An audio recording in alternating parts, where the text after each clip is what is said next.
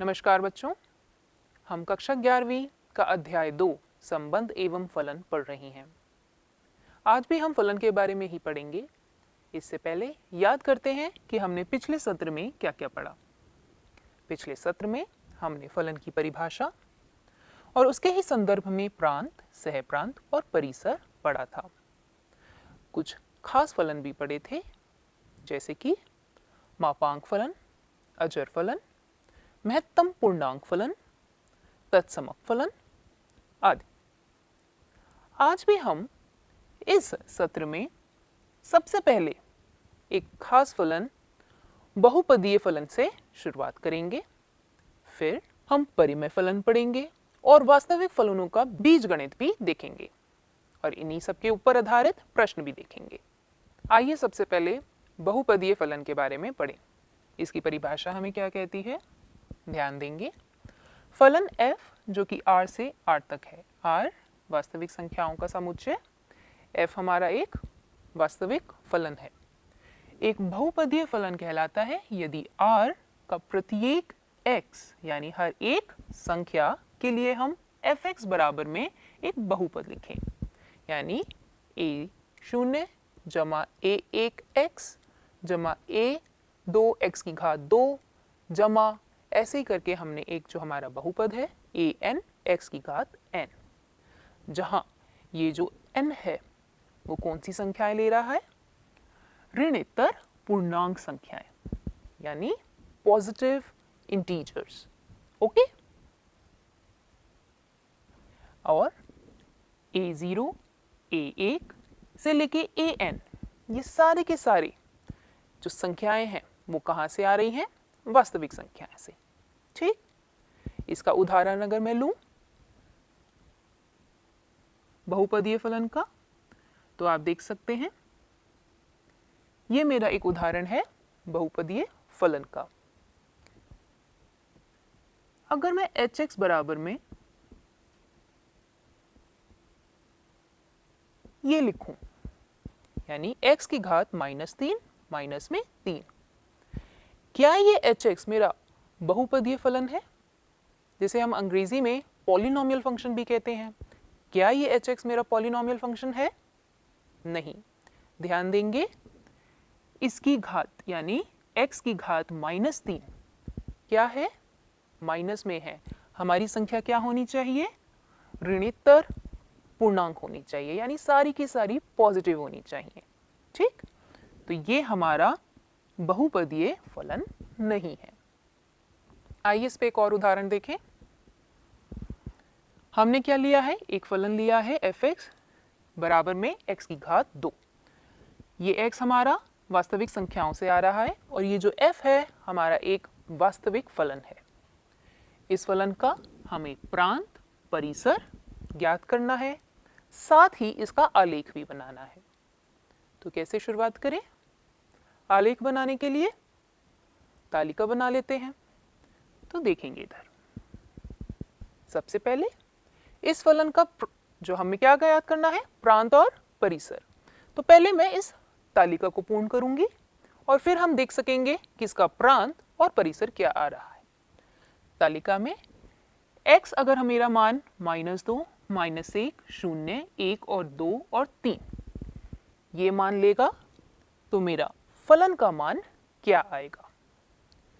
-2 x की जगह लिखेंगे, यानी -2 की घात 2 4, -1 की घात 2 1, 0 की घात 2 0, 1 की घात 2 1, 2 की घात 2 कितना आएगा, 4, और 3 की घात 2 कितना बना, यानी 3 गुणा में 3 9।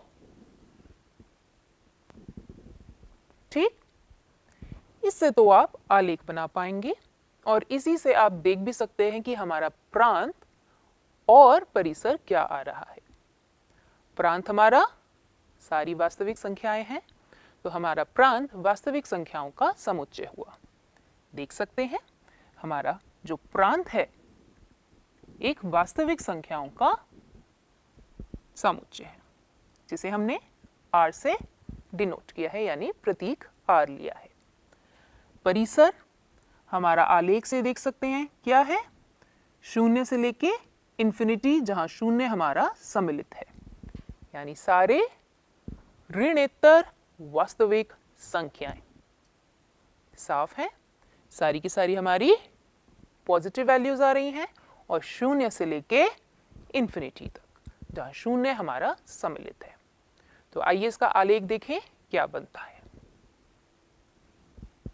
ये हमारा आलेख बना, ध्यान देंगे। एक पे हमारा मान कितना था, 1, तो हमारा इस आलेख पे हमारा बिंदु आ रहा है। 2 पे 4,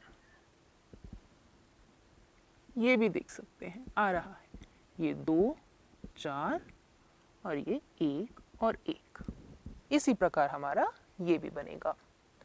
बच्चों ध्यान देंगे, ये जो हमारा आलेख है कैसा बन रहा है। अगर मैं इस y अक्ष पे एक आईना रख दूं यानी मिरर रख दूं, तो आप देखेंगे जो चतुर्थांश 1 में जो आपका आलेख बना, उसका पूरा प्रतिबिंब ही हमारा चतुर्थांश 2 में आ रहा है। ठीक, यानी मिरर रिफ्लेक्शन आ रही है। प्रांत हमने देख लिया, वास्तविक संख्याओं का समुच्चय और परिसर भी हमने देख लिया। आइए एक प्रश्न लेते हैं। प्रश्न हमारा क्या है, हमारे पास एक बहुपदीय फलन दिया हुआ है f(x) बराबर में x की घात 2 जमा 1। हमें इस व्यंजक का मान ज्ञात करना है, यानी f3 माइनस f1 बटे में 3 घटा 1। तो इसके लिए हमें सबसे पहले क्या क्या करना होगा, हमें f3 का मान निकालना है, f1 का मान निकालना है और निकालने के बाद इस व्यंजक में भर देना है।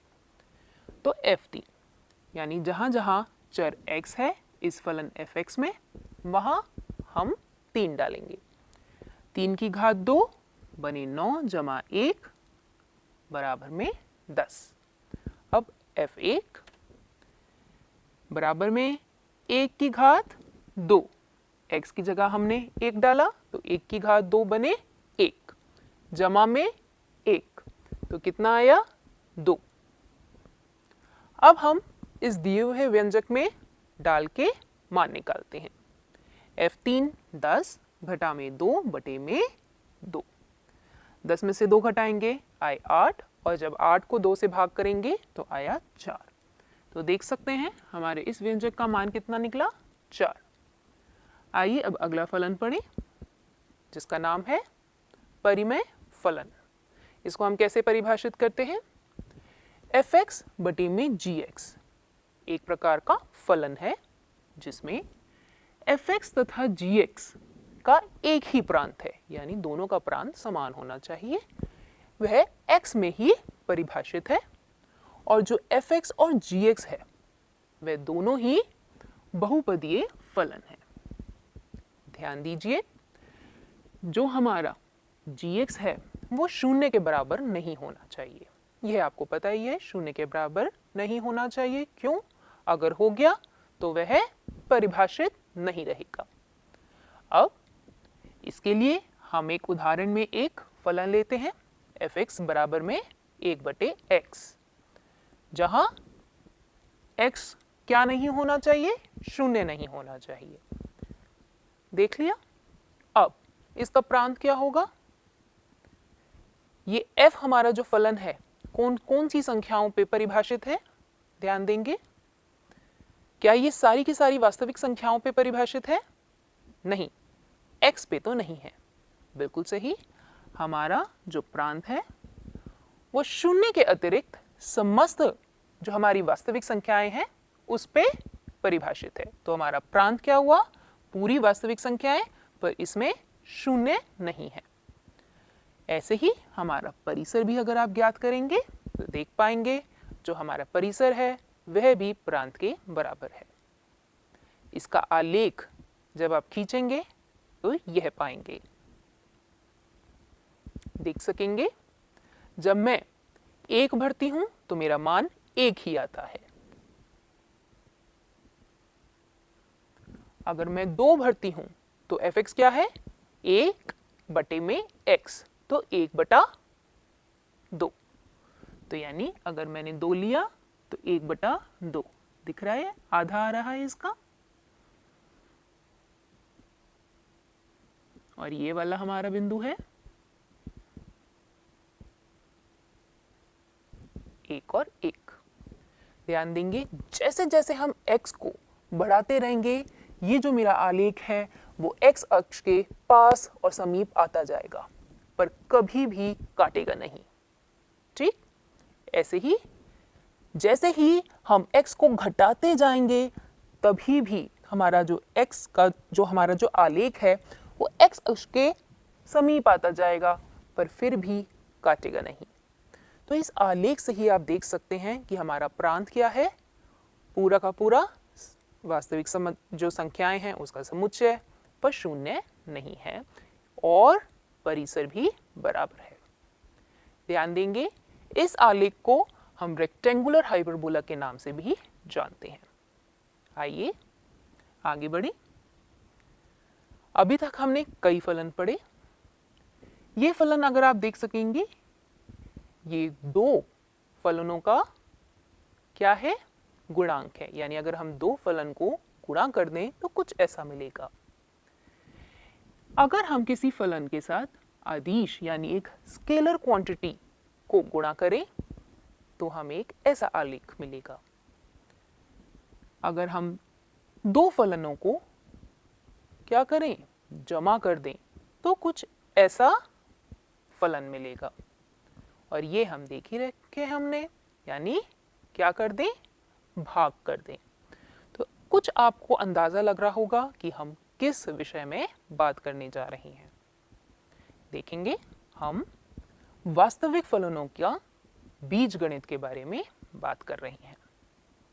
बीजगणित यानी अलजेब्रा ऑफ रियल फंक्शंस। सबसे पहले मान लेते हैं हमारे पास दो फलन है, f x से r तक, g x से r तक। वास्तविक फलन है तो आप समझ सकते हैं ये जो x है ये हमारा उपसमुच्चय है किसका, r का। ठीक, r यानी वास्तविक संख्याएं। अब सबसे पहले हम देखेंगे दो वास्तविक फलनों का योग यानी जमा। इन सबको समझाने के लिए हम एक उदाहरण ले लेंगे। मान लेते हैं f हमने ले लिया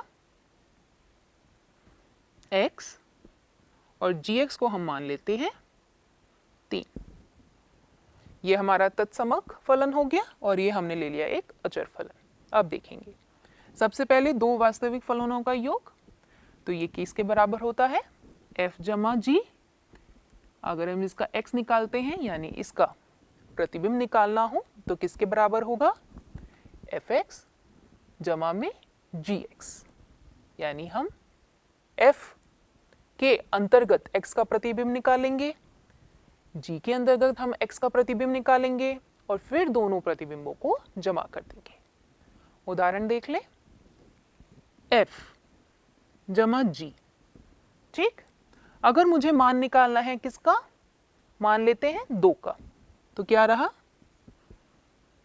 इसका निकालना है तो क्या रहेगा, इसके अंतर्गत मेरा मान कितना आएगा, f2 का 2 और g के अंतर्गत यानी जो g फलन हमने लिया था उसके अंदर 2 का मान किसके बराबर आएगा, g2 का 3, क्योंकि वो हमारा अचर फलन है, तो बराबर मिला 5। ठीक, और हमारा ये फलन क्या बना, यानी f जमा में g फलन, x जमा में 3। इसमें भी आप डालेंगे 2 तो भी आप देख सकते हैं क्या निकला, 5।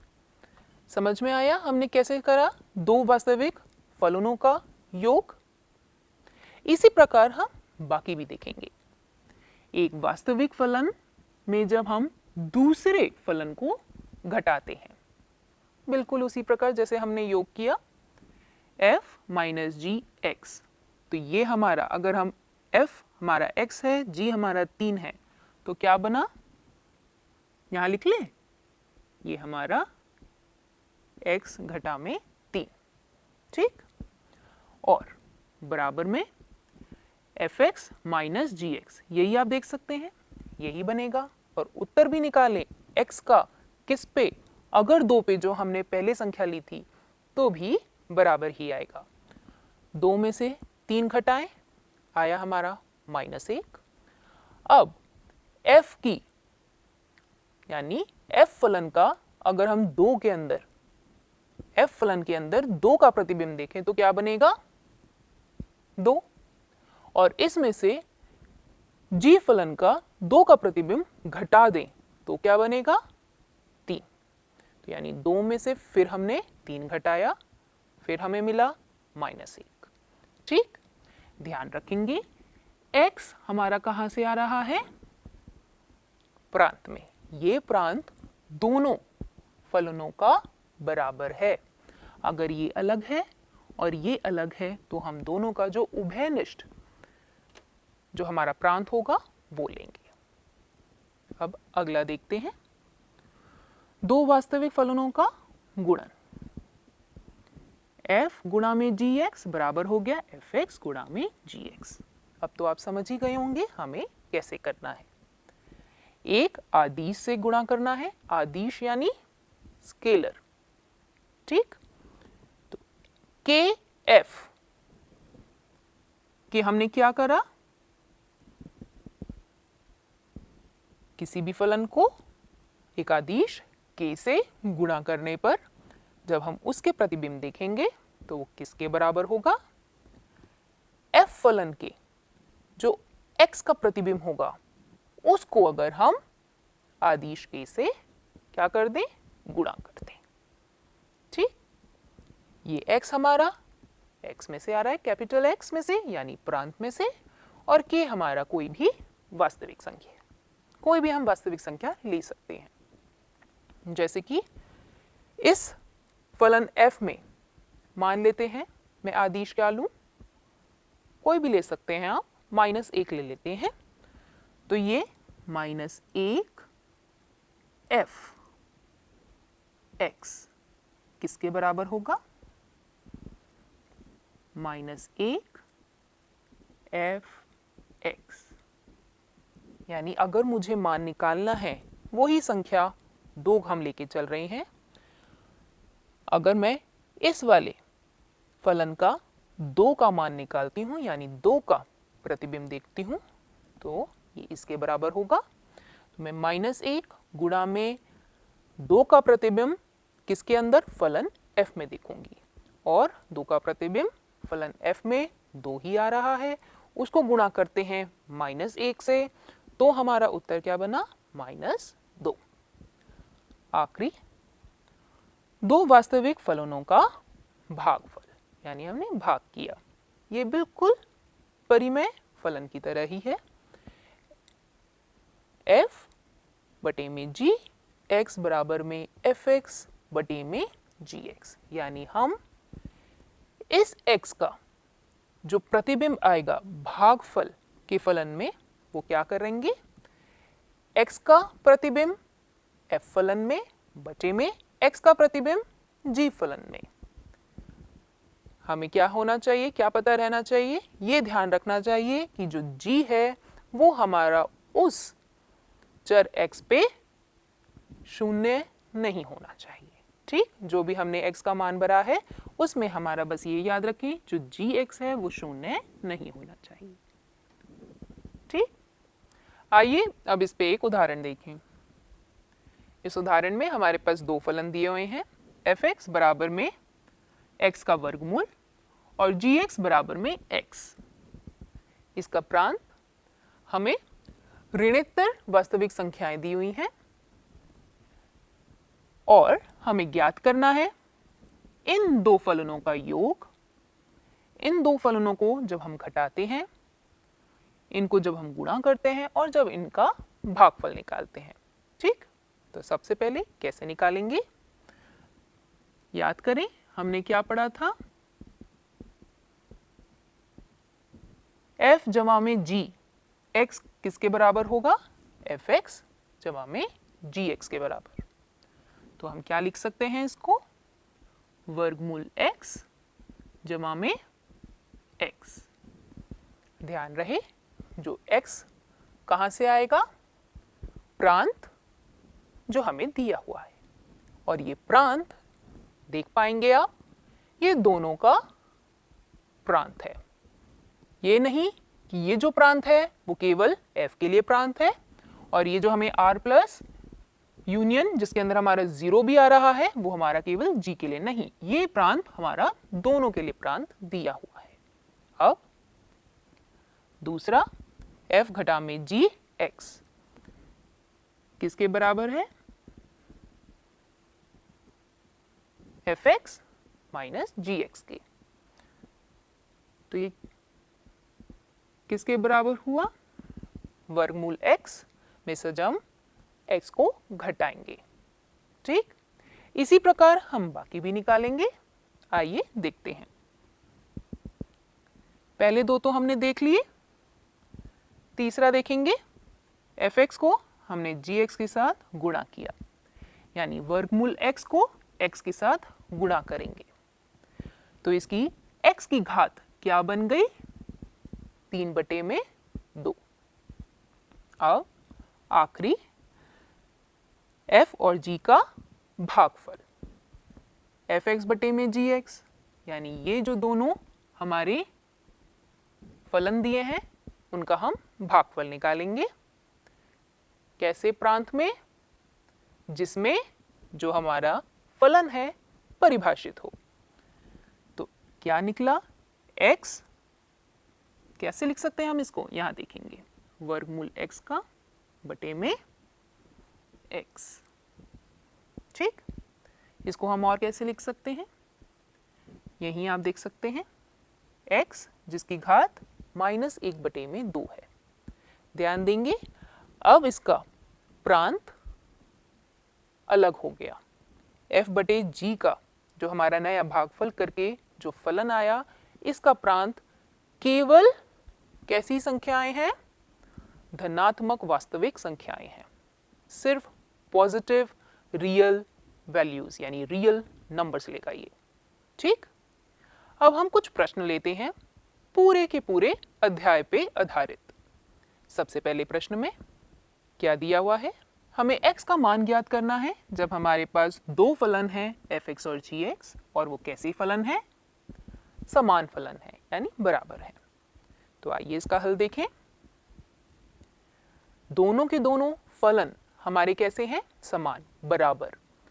तो यानी जो भी हम x यानी संख्या डालते हैं तो दोनों का मान बराबर आना चाहिए, यानी fx बराबर में gx, जहां सारी की सारी x हमारी कौन सी संख्याएं ले रहा है? वास्तविक संख्याएं।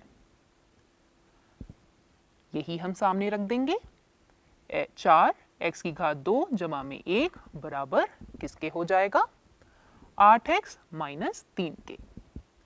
अब हम इस समीकरण को हल करेंगे, देखेंगे कैसे आया। 4x की घात 2 माइनस में 8x जमा में 1 जमा में 3 बराबर में 0। तो ये क्या मिला? 4x की घात 2 माइनस 8x जमा में 4 बराबर में 0। ठीक, इस पूरे बीजीय व्यंजक में से हम 4 क्या ले सकते हैं? उभयनिष्ठ ले सकते हैं। ठीक है, तो हमने क्या लिया और हमें क्या मिला? ये मिला, देख सकते हैं। 4 बाहर लेने पर हमारे पास क्या मिला? x की घात 2 घटा में 2x जमा में 1। ठीक, यही मिला। और ये देख सकते हैं हमारा फॉर्मूले के अनुसार ये हमारा किस में परिवर्तित हो गया? x माइनस 1 की घात 2 जो कि बराबर है 0 के। अब आप आराम से देख सकते हैं कि इस समीकरण का हल क्या है। इस समीकरण का हल x बराबर में 1 आ रहा है, यानी x का मान 1, और वही हमें निकालना था। क्या निकालना है? x का मान। आइए अब अगला प्रश्न देखें। ध्यान देंगे, हमारे पास एक संबंध f दिया हुआ है और उसको कैसे परिभाषित किया है? fx बराबर में जब हमारी संख्या 0 और 4 यानी 0 और 4 के बीच में होगी और 0 और 4 भी हो सकती है। तो हमारा संबंध कैसा होगा? x की घात 2, यानी जो संख्या है वो अपने से ही गुणा हो जाएगी। अगर संख्या 4 से बड़ी है या फिर उसके बराबर और 10 से छोटी है तो संबंध क्या रहेगा? संख्या का 2 गुना हो जाएगा। प्रश्न है, ज्ञात करें जो हमें संबंध दिया है क्या ये फलन है या नहीं। देखते हैं, गौर से देखिए, शायद आप पहचान गए होंगे ये फलन है या नहीं। बिल्कुल सही, ये फलन नहीं है। कैसे नहीं है देखते हैं। ध्यान देंगे, जब हमारा संख्या क्या है 4 होगी तो हमारे पास 2 संबंध दिए हुए हैं और दोनों संबंध में अलग अलग संख्या आ रही है। इसका मतलब 4 के 2 प्रतिबिंब हैं। देख सकते हैं 4 के 2 प्रतिबिंब आ रहे हैं, पहले संबंध के अनुसार 16 और दूसरे के अनुसार 8। ठीक, और हम जानते हैं किसी भी फलन की परिभाषा ही क्या है कि सबसे पहले हमारे कोई भी अवयव के 2 प्रतिबिंब नहीं होने चाहिए। इसीलिए ये हमारा केवल संबंध है और फलन नहीं। ध्यान देंगे इस बिंदु पर, अगर मैं संबंध f को परिवर्तित कर दूं और इसको 2x जमा में 8 कर दूं तो आप ये पाएंगे जो 4 का प्रतिबिंब है वो एक ही रहेगा और वो क्या रहेगा? 16। तो ये पूरा संबंध जो है हमारा f वो किस में परिवर्तित हो जाएगा? फलन में, यानी वो संबंध हमारा फलन होगा। ठीक, आइए अब एक और सवाल लें। हमारे पास कुछ फलन दिए हुए हैं, हमें इन सभी फलनों का प्रांत ज्ञात करना है। आइए सबसे पहले फलन लेते हैं, fx बराबर में महत्तम पूर्णांक फलन जमा में तत्समक फलन। ठीक है, यानी ये जो हमारा fx है ये हमारे 2 फलनों का योग है। तो ध्यान देंगे ये बहुत ही सरल है। इसका प्रांत क्या होगा? हमारा महत्तम पूर्णांक जो फलन है इसका प्रांत क्या है? वास्तविक संख्याओं का समुच्चय। और तत्समक फलन का भी प्रांत वही है। तो fx का भी हमारा प्रांत कितना हुआ? वास्तविक संख्याओं का समुच्चय। आइए अब इसका हल देखें। आप देख सकते हैं h फलन का जो प्रांत आएगा वह सारी वास्तविक संख्याएं हैं जिसमें ये वाली वास्तविक संख्याएं नहीं आएंगी, यानी सारी वास्तविक संख्याएं पर उसमें 0, पाई, 2 पाई, 3 पाई ये सारी की सारी संख्याएं हम नहीं लेंगे। क्यों नहीं लेंगे? ध्यान देखेंगे, जो हमारा फलन hx है वह परिभाषित नहीं है। कब परिभाषित नहीं है? जब 1 माइनस कॉस x का अगर हम वर्गमूल लें और अगर ये 0 के बराबर हो जाए तो ये परिभाषित नहीं है। तो यानी ये हमारा 0 के बराबर नहीं होना चाहिए। इसका मतलब क्या हुआ?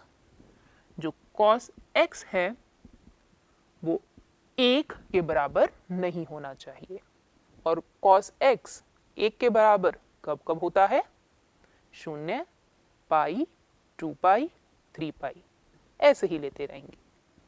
इसीलिए आप देख सकते हैं जो प्रांत है वह सारी की सारी वास्तविक संख्याएं पर उसमें से ये सारी वास्तविक संख्याएं यानी 2n पाई, जो n है वो पूर्णांक संख्याएं हैं, ये सारी वास्तविक संख्याएं हम हटा देंगे। अब अगला फलन देखेंगे kx।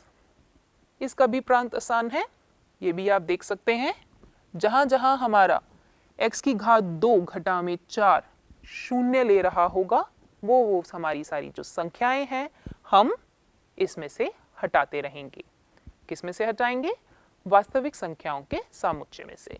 तो आप देख पाएंगे जो k फलन का प्रांत है वह है r में से जब हम -2 और 2 को घटाते हैं। ठीक, आइए अब अगला प्रश्न देखें। इस प्रश्न में हमें दो फलन दिए हुए हैं f(x) और h(x) और अब हमें इन दोनों फलनों का परिसर ज्ञात करना है। ठीक, तो शुरुआत कैसे करें देखेंगे। हम फलन ही बनाएंगे। सबसे पहले देखेंगे ये हमारा क्या है, मॉड्यूलस में x - 3। सबसे पहले फलन देखें, f(x) किसके बराबर है, 1 घटा में मॉड्यूलस x - 3, यानी मॉड्यूलस x - 3 का मान कैसा आएगा, मापांक मान आएगा, यानी सारी के सारी जो धनात्मक संख्याएं हैं वो होंगी, यानी सारी की सारी शून्य से या तो बड़ी होंगी या उसके बराबर हो सकती हैं। ठीक, अगर हम घटे का साइन लगाते हैं तो यानी सारी संख्याएं शून्य से छोटी होंगी या फिर उसके बराबर हो सकती हैं। अब ये पूरा का पूरा 1 से घटाएंगे तो हम देख सकते हैं ये मुझे पूरा अपना फलन f(x) मिल गया और f(x) हमारा क्या है, 1 से या तो छोटा है या इसके बराबर। तो यानी आप देख सकते हैं हमारे पास परिसर मिल गया, और परिसर अगर मैं अंतराल रूप में लिखूं तो आप देख सकते हैं वो मुझे मिला -∞ से लेके 1 तक, जहां 1 मेरा अंतराल में सम्मिलित है। अब दूसरा फलन देखते हैं। दूसरा फलन h(x) क्या दिया हुआ है, 1 जमा में 3 cos 3x, यानी 1 जमा में 3 cos 3x। इसको भी हम उसी प्रकार चलेंगे। सबसे पहले आपको ये पता है जो cos x का मान होता है वो क्या रहता है, -1 और 1 के बीच में, तो वही ले लिया। cos 3x का मान हमारा किसके बीच में रहेगा, -1 और 1 के बीच में। -1 और 1 भी ले सकता है, इसलिए हमने बराबर का साइन भी लगाया है। अब 3 से गुणा करने पर 3 cos x 3x का मान किन दो संख्याओं के बीच में रहेगा, -3 और 3 के बीच में। ठीक, अब हमें यहाँ फलन बनाना है अपना h(x), तो ये बन गया 1 जमा में 3 cos 3x, यानी हमने क्या किया, 1 जमा कर दिया। यहाँ पे 1 जमा करने पर हमें मिला -2, ये बन गया हमारा h(x), और 3 में 1 जमा करने पर मिल गया 4। तो दिख रहा है हमारा परिसर क्या बना, अंतराल -2 से 4 तक, जहां -2 भी सम्मिलित है और 4 भी सम्मिलित है, यानी एक बंद अंतराल मिला -2 से 4 तक। ठीक है बच्चों, तो आइए जल्दी से हम देखते हैं कि हमने अपने इस आज के सत्र में क्या क्या पढ़ा। आज के सत्र में सबसे पहले हमने कुछ खास फलन पढ़ा, यानी वो क्या नाम था, बहुपदीय फलन, जिसे हम अंग्रेजी में पॉलिनोमियल फंक्शन भी कहते हैं। फिर हमने परिमेय फलन पढ़ा, जिसे हम अंग्रेजी में रैशनल फंक्शन कहते हैं। और क्या क्या पढ़ा देखेंगे। हमने वास्तविक संख्याओं के प्रांत वाले फलनों का बीजगणित पढ़ा, यानी वास्तविक फलनों का बीजगणित, अलजेब्रा ऑफ रियल फंक्शंस। और आखिरी में सारे जो हमने क्या पढ़े थे, इस पूरे अध्याय के ऊपर आधारित हमने प्रश्न भी लिए। तो आशा करती हूँ आपको इस सत्र में आनंद आया होगा, समझ में आया होगा। धन्यवाद।